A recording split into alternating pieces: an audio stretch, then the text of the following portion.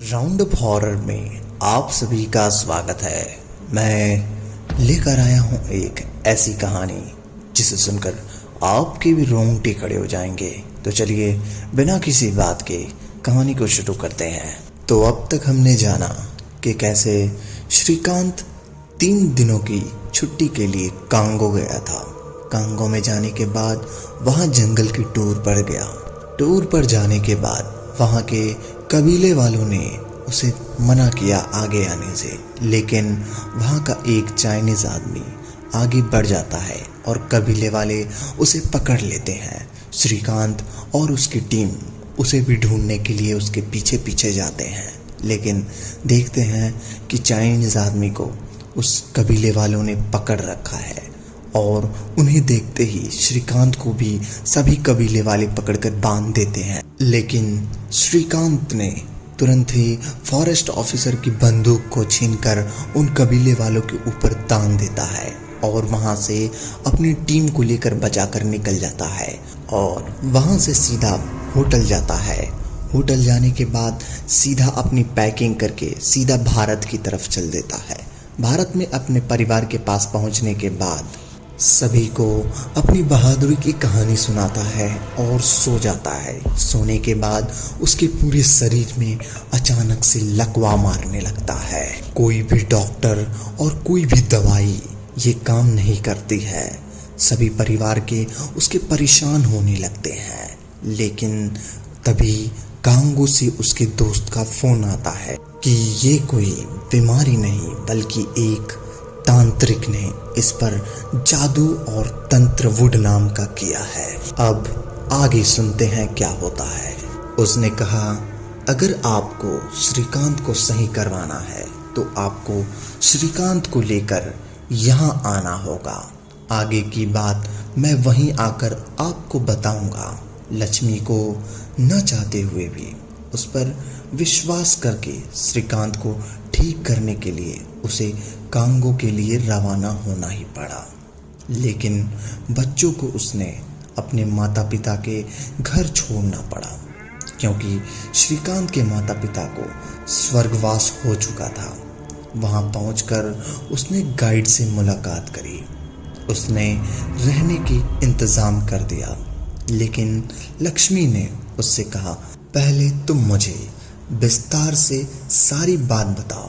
ऐसा क्या हुआ कि अचानक से श्रीकांत की ऐसी हालत हो गई। फिर उसने सारी बात विस्तार से बतानी शुरू की। हम जिस कबीले वाले आदिवासी को बीच फंसे थे वो वुड समुदाय के थे और वो वुड तंत्र के ज्ञाता थे। वो किसी को भी नुकसान नहीं पहुंचाते जब तक उनको कोई नुकसान न पहुंचाया गया हो, लेकिन अपने दुश्मनों को कभी भी क्षमा नहीं करते। उस फ्रांसीसी को उसने साथी को मारकर सबसे बड़ा गलती कर दी थी और श्रीकांत ने उसको बचाया, ये उसकी गलती थी। इन लोगों ने हमारे कपड़े पहले ही ले लिए थे, जिसका इन्होंने इंतज़ाम करके उन्होंने वुड गुड़िया बनाई और तंत्र मंत्र का इस्तेमाल किया। ये पहले कपड़ों से गुड़िया बनाते हैं, फिर तंत्र मंत्र बोलते पुतले को सुइयां चुभा जाती है। इससे शत्रु को पीड़ा होने लगती है। अगर किसी को मारना होता है तो ये लोग उस पुतले को तुरंत ही जमीन में गाड़ देते हैं। इससे उनके शत्रु की मृत्यु हो जाती है। उसने आगे कहा कि जिस फ्रांसीसी को श्रीकांत ने बचाया था वो अब मर चुका है। उसके पुतले पर तंत्र मंत्र का इस्तेमाल करके उन्होंने उसके पुतले को ज़मीन में गाड़ दिया ताकि वो मर जाए। जैसे ही उसका साथी मरा, साथ ही वो दोनों जापानी कपल भी कई दिन तक बिस्तर पर पड़े रहे। यहाँ तक कि मैं भी कई दिन तक बीमार था, लेकिन हम पर उन्होंने ज़्यादा दिन तक इस्तेमाल नहीं किया होगा क्योंकि हमारी कोई गलती नहीं थी। उन्होंने आगे बताया, श्रीकांत ने फ्रांसीसी को आज़ाद कराया था, इसलिए उसकी ऐसी हालत की है। उसके हाथ पैर काम नहीं कर रहे। इसका मतलब उन्होंने उस गुड़िया के हाथ पैरों में सुइयां चुभाई है। इसको अब वही ठीक कर सकते हैं। हम कल ही श्रीकांत को लेकर वहां चलना होगा। अगले दिन दोनों श्रीकांत को लेकर जंगल की तरफ चल दिए। जंगल के कॉटेज में पहुंचकर सामान रखा और फिर निकल पड़े कबीले की ओर। जल्द ही वो वुड आदिवासी के कबीले में पहुंचने ही वाले थे। उनको आता देख कबीले वाले सतर्क हो गए और कुछ लोग तो उन्हें पकड़कर सरदार के पास ले गए। कबीले के सरदार ने अपनी भाषा में गाइड से कहा, क्यों आए हो यहाँ?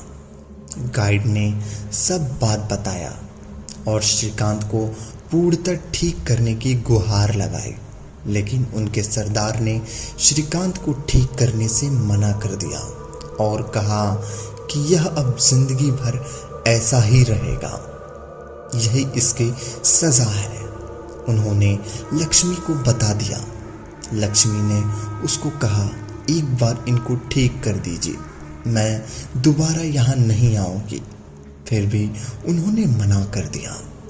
यहाँ तक कि लक्ष्मी ने उनके पांव पकड़ लिए, लेकिन वो टस से मस नहीं हुआ।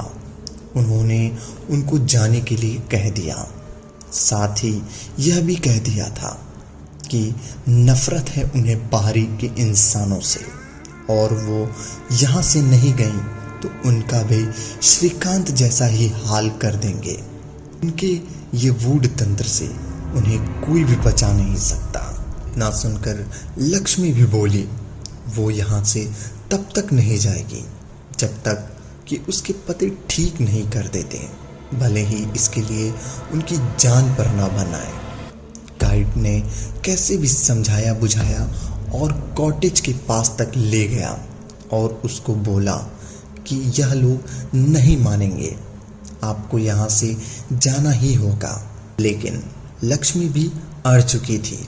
उसने कह दिया कि वो यहाँ से तब तक नहीं जाएगी जब तक उसके पति ठीक नहीं करवा लेती, चाहे इसके लिए उसके कुछ भी करना पड़े। इधर लक्ष्मी अपने पति श्रीकांत के साथ वहीं जंगल के कॉटेज में रुक गई। गाइड तो वहां से 1-2 दिन बाद कहकर चला गया। लक्ष्मी को वहां रहते हुए 3 दिन बीत गए थे। इधर एक रात कबीले के सरदार की नींद अजीबोगरीब आवाज सुनकर टूट गई। वो उठा तो उसके आसपास कुछ नजर नहीं आया। वो फिर सोने लगा तो अचानक से तेज हवा का झोंका उसके झोपड़े में फुस कर दरवाजा खुल गया। वो उठकर दरवाजे के पास गया और उसको बंद करने वाला था कि तभी पीछे की ओर गिरा। लगा कि जैसे किसी ने ढकेला हो। वो फिर उठा और उठते ही पीछे की ओर देखता बिस्तर पर गिर गया। अगले दिन वो बहुत देर तक बाहर नहीं आया तो कबीले वाले कुछ अंदर जाकर देखते हैं तो वो अपने झोपड़े पर उल्टा लटका हुआ है, वो भी बिना किसी सहारे के। तभी उसको देखकर सामने की आंखें खोली और बोला, चले जाओ यहाँ से, क्यों आए हो? सभी उसको देखकर हैरान थे क्योंकि ऐसा कभी किसी के साथ वहां नहीं हुआ था।